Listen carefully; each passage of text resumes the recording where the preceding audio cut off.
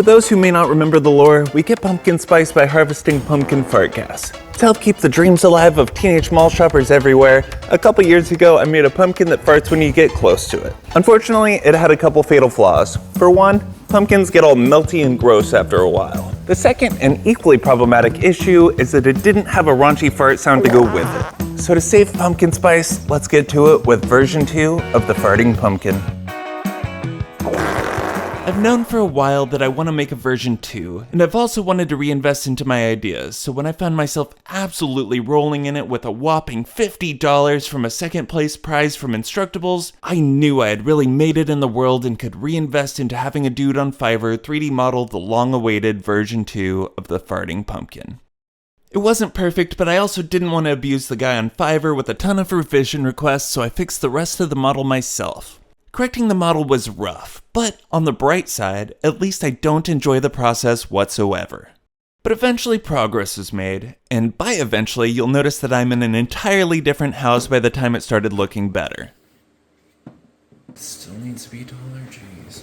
These models are sort of close, but the hole doesn't align with where the spray comes out, so in the interest of getting this functional before Halloween, I'm just adding this angled piece to align everything. Similarly, since the spray button trigger thingy is lower than expected, I printed this crazy servo horn to be able to press it lower down. And that all seemed promising. Unluckily for me, I pulled the electronics for this from the judgmental scale I made recently, so instead of fart noises, I had to endure verbal abuse while I assembled everything. Maybe next time, don't eat the whole pizza by yourself. Can't breathe. If we measure in metric tons instead of pounds, it doesn't seem that bad. So now I need to acquire fart noises, and I just realized I'm very worried about my search history when I do that. Pretty quickly I realized I needed to add a cooldown for how often the pumpkin could be triggered, or everyone walking by would feel the need to check their pants. This is about when the pumpkin learned a valuable lesson about what happens when it doesn't cooperate. The holes for the distance sensor weren't quite big enough, and if this thing can solder, then it can also certainly melt a pumpkin's eye holes until things fit correctly.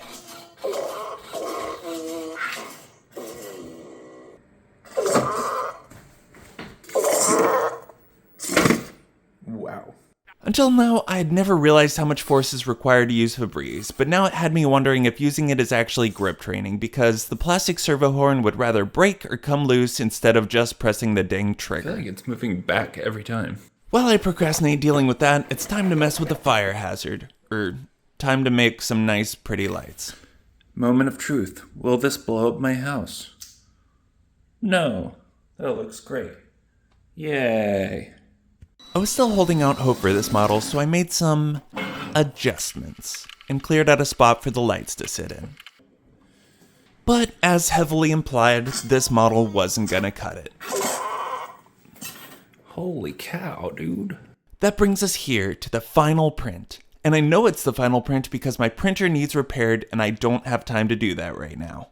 But that means that I can safely glue it all in place because it's this print or bust. Also, credit for the cinematography here goes to my 4-year-old.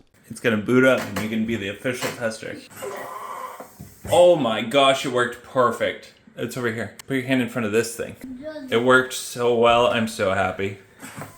Look at that. Oh my gosh, it's perfect. That's so good. All right, let's turn it off. The room's getting a little strongly scented. After turning off this camera, I did a gigadumb and unplugged the power to the servo first, which locked it into spraying indefinitely. My chair and floor got soaked with pumpkin spice, but that kind of worked out because I clearly needed to mop anyway. It was going and going and going and going and going and going and going and Yeah. going. Now it's wet everywhere. Very pumpkin spicy. Now everything is working amazingly, so it's time for assembly and ogling at our masterpiece. Oh yeah. Oh, that looks awesome. That looks so good. That looks really good. Should we put it outside? Yeah. All right, let's do it. Do you want to be the official tester of the pumpkin? Yes. All right, go and walk close and see what happens.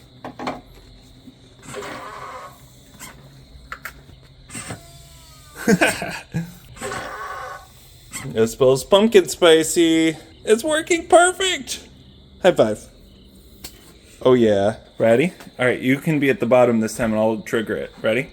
I'm gonna trigger it. Ready? Did you feel it? Oh, yes, I did. Oh, this is good. This is so cool. Yes! Did we make the best decoration ever in the world? Oh, yeah. Alright, I'm gonna turn it off before we use up all the spray.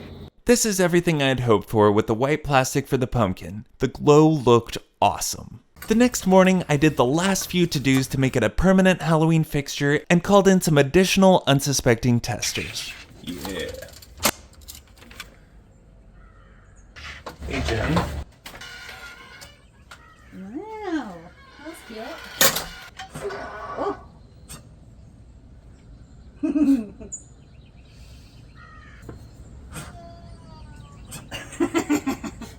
That was a realistic one. Oh.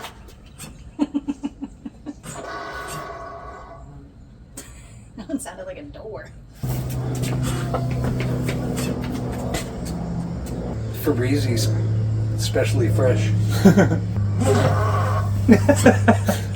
So at last, another project has reached the glorious phase of good enough. Hope you enjoyed, and I'll catch you on the next one. Peace, Internet.